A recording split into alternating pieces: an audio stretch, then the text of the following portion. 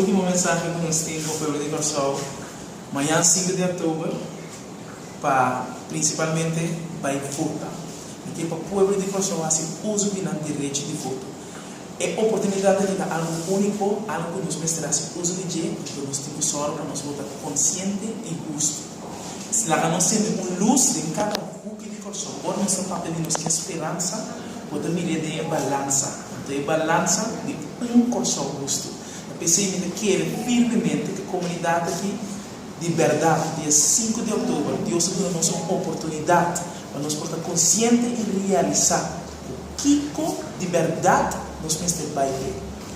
Corsol tem balança, Corsol caminha nossa sorte de cuidar. Tudo gente junto experienciar e não pode seguir relevo para carga a comunidade aqui e aceita Corsol justo. Então nós queremos como? Posso votar amanhã. Lista número 3 é um mês. Então, jovem, vai ter jovem papia. Vai para o dia extra, toma uma decisão. Vai escutar, vai mirar, faz a sua decisão, depois sabe que o partido não só isso da para. Nós realmente temos uma boa oportunidade. Vamos ver, amanhã podemos sair de casa, consciente, tranquilo, quieto, sem susto, vai votar a partido não só justo.